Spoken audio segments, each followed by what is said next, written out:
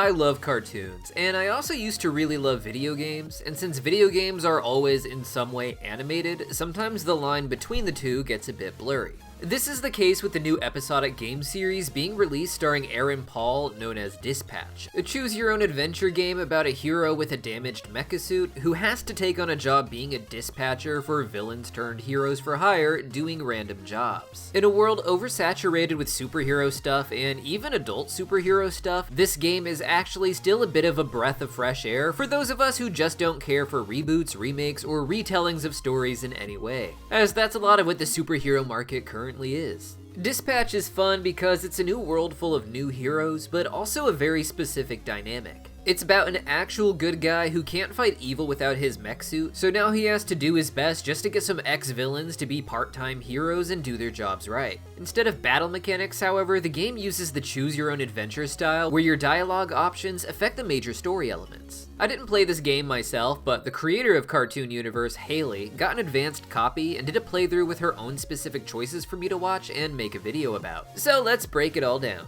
Now, the first episode of Dispatch is almost entirely story-oriented, with us getting the history of our main character, Robert Robertson, voiced by Aaron Paul. Robert is a multi-generational hero known as Mecha Man, who inherited his mech suit from his father before him.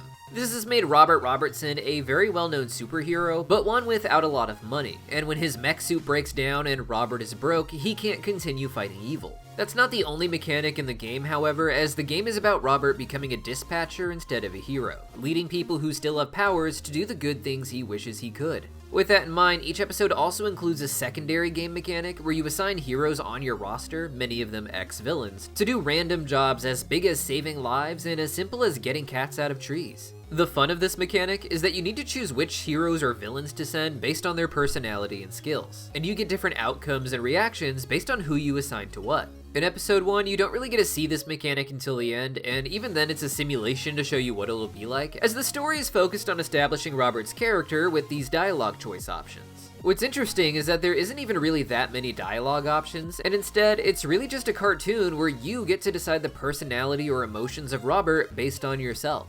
After getting his super suit wrecked, much of episode 1 is about Robert wallowing around and hitting on the Blonde Blazer, a well-known hero for hire working for the Superhero Dispatch Network.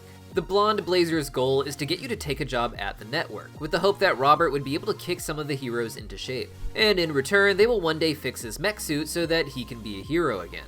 It seems like an obvious win, so after an attempt to kiss the Blonde Blazer that ends with a rejection, you accept the job and get to start working there in episode 2. These 2 episodes were released back-to-back this week, so after getting the setup in episode 1, you can see what the game is actually going to be like working at the Dispatch Network, where we get to meet a lot of cool villains turned heroes with cool backstories and their unique forms of rebellion. To wrap things up in episode 2, Robert makes the decision that if he's going to work here, he can't do it hiding his identity and just managing these ex-villains as if they are now heroes. Also, some big plot twist happens at the end of episode 2, but we ain't about to spoil that here. Instead, I want to talk about how interesting this is as a game experience. Now, me personally, I actually love choose-your-own-adventure or dialogue choice games, and if you don't know, I've even been working on a Cartoon Universe choose-your-own-adventure dating simulator for a while now. Most people know this style in more recent times from the Telltale games like The Wolf Among Us and The Walking Dead, with some of the people from that company starting ad hoc studios to make this game. You may also remember this mechanic becoming famous again with the Life is Strange game, which had the awesome twist to it of time travel, allowing you to go back in time and change the decisions you made to see what would have been different right after making them. And it was in that mechanic where you get to the heart of why a lot of people don't actually like these games. Some do allow for wildly different branching stories, but those tend to be limited motion sprites and such with lots of text, not fully animated scenes with expensive action sequences like we see in Dispatch. With how expensive it is to animate these scenes overall, the focus becomes on how you can make your choices affect the story as little as possible instead of as much as possible.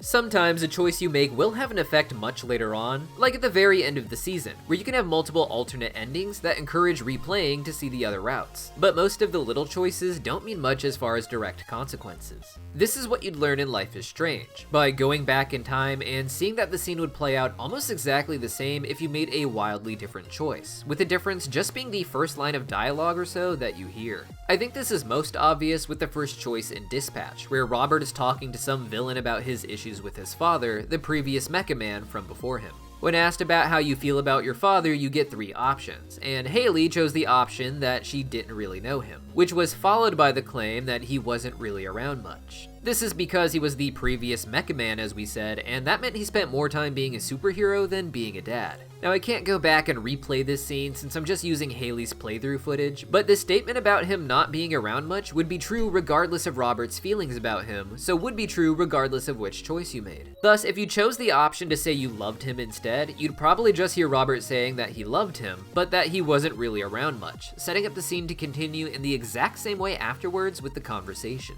A lot of people call this the illusion of choice, but some of these do play a bigger role later in the story. For instance, after fighting with this bad guy, Robert threatens to kill him by dropping him over his balcony, and you have the choice to drop him or pull him back up. This is an important character to later scenes, so if you choose to let him die, he would probably just survive the fall, and then you'd just get a scene that plays out similar to the one Hailey got when she chose not to let him fall. After choosing that option, we get the notice that this character will remember this choice. A common thing in these games that often results in the same character making a choice to either help you or kill you later in the story, generally by the end of the season. This is so well known that it's become a meme to say that you will remember this when someone does something you want to describe as being of humorously great importance, leading to you either killing the person or becoming a lifelong ally of theirs because of it. All in all, for me, the fun of these games is more so exploring the actual psychology of a character with your own choices. There's so many stories, superhero and not, where you wish you could just make them change what they said a tiny bit just to see how that would play out, even if you'd get mostly the same story, as it would create a version of the character that reflects yourself.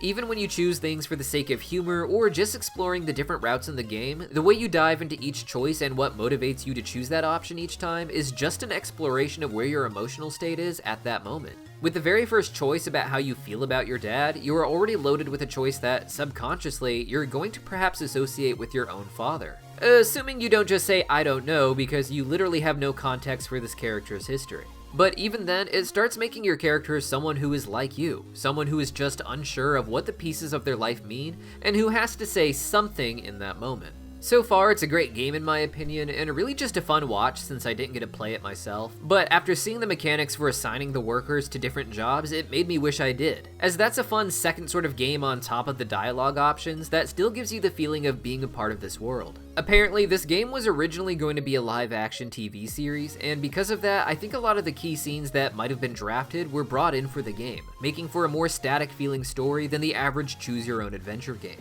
But this secondary mechanic really helps expand the idea of how choices can affect story.